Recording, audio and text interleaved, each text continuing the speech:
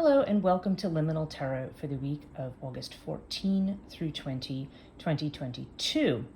It's an absolutely gorgeous day here where I live. I'm doing this in the afternoon.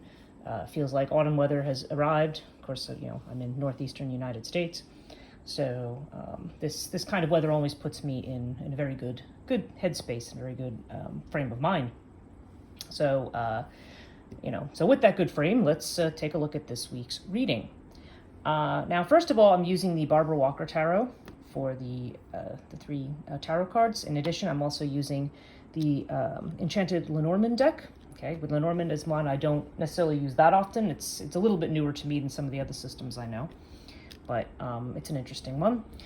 We have our Wisdom of the Tao Oracle. We have the Essential Oil Moonology, and I also have one from the Zen Tarot, the Osho Zen Tarot.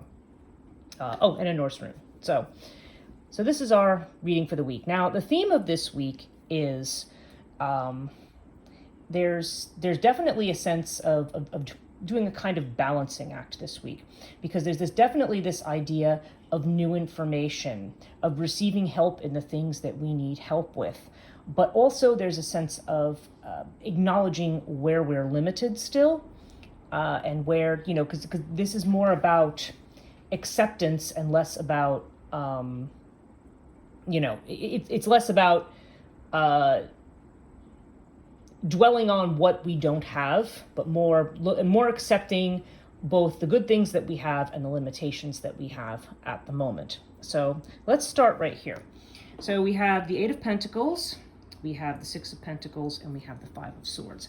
Now, so this suggests to me there's a lot of generosity here. An Eight of Pentacles is someone who's a master, someone who is going to teach, who can bequeath knowledge in some way, whether that person is you or whether it's somebody bringing that knowledge to you. There's definitely this idea of a gift of knowledge, or a gift of expertise or mastery of some sort. But the Five of Swords also suggests the need for a passive acceptance of something. It's usually considered the card of defeat, but really what it is, because what we have in this particular image, she has an image of the Fates at the bottom, the equivalent here with Odin in the tree up above. And the idea that she's conveying in this particular card is the idea that one endures the limitations of fate, as it were. Okay, so because Five of Swords often has to do with limitation. So the idea is that we are going to receive this kind of a gift, but we still may be facing challenges, or there still may be limitations, and peaceful acceptance is what we're looking at this point. That's the way, at least for this week, that is the way to manage those limitations when we come up against them. I've talked to a number of people now that we are post Lionsgate, who have had a tremendous amount of, a huge number of challenges with this particular full moon that's come up in Aquarius this past week, along with the Lionsgate. And I can count myself among them for sure, that there's been a tremendous amount of challenge. And so, the way forward is going to be almost sacrificial in that way. It's, taking the new knowledge that we have, there's a gift there, there's an offering, but there's also the idea of seeing where we're limited. Now, the Lenormand has quite a similar message, because we have the scythe, we have the dog, which is the card of loyalty, and then we also have the clover. So these three together, again, suggest to me the idea of, again, there's this gift, and there's this gift from somebody who is loyal, okay? So there's this idea of somebody perhaps who's a good friend, or just somebody who shows some kind of faith in you or faithfulness. So there's some kind of an unexpected gift, but we also see this, again, just like we have defeat over here, the Sith has to do with cutting away. Now, typically in Lenormand, the way it works is anything to the left of the Sith is what is going to be cut away, and these are the resources that you have to deal with it. So there's nothing to the left of this, what we would say here then is that the idea is that, in dealing with the challenges and the losses that you're going to be facing, you may want to listen to the advice of loyal friends, and this also suggests, this unexpected gift or opportunity that's coming your way. Okay, so that very much jives with the Barbara Walker reading. Now, in the Tao Oracle, the Wisdom of the Tao, we have the goat card, okay? And the goat has to do with being cautious. We see this, there may be reasons this week to slow down, to reconsider, really to integrate. Again, that passivity may be indicating certain things are going on and it's in your best interest not to force the issue at this point in time. With anything that may be an obstacle that seems too big to overcome at the moment. It doesn't mean you're giving up on something, it just means that you might need a pause. The Essential Oil Oracle has the turmeric card, and the trigger here, this is about belief. We have it's too late up here, and then the true statement being, I'm free to believe. You're clearing away beliefs, energy, and memories that no longer serve you so that necessary decisions will be made. Yeah, so again, this is part of that what we keep, what we throw away. So we may be getting some new information this week, or new surprises, or new opportunities that make us say, oh, okay, this is great. This could put me in a new direction.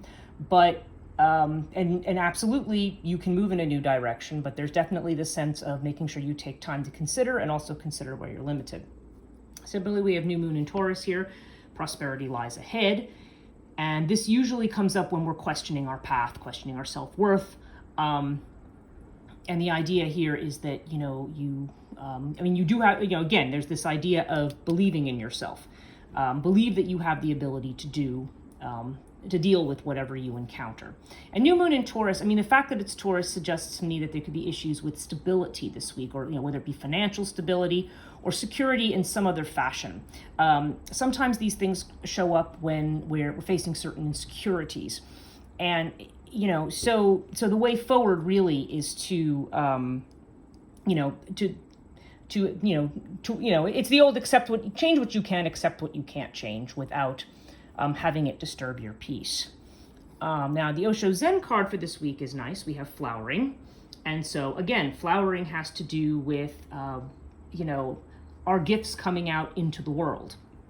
So we are getting to a point where we are able to come out and we are able to share with others. This is the, this is a card of, having gifts to be able to give. So, we have this idea of receiving gifts, but then we also have this idea of giving gifts.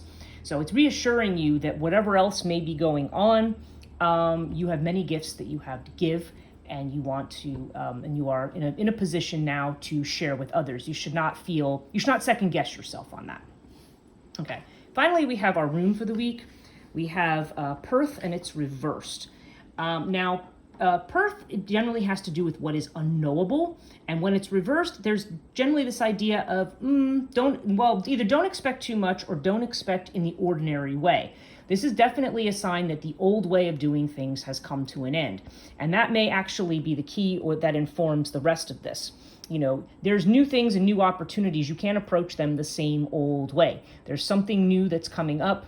All of this change in energy, this upheaval, the kind of challenges that we probably faced last week, now are moving us in a direction, and we're challenged to do something new, not to do the same old. We're not playing the old songs. This is a whole new thing. This is a whole new creation, a whole new composition, as it were, if I can use a very, very bad metaphor. So that is the reading for this week. I hope you have a great week, and stay tuned for next week's reading.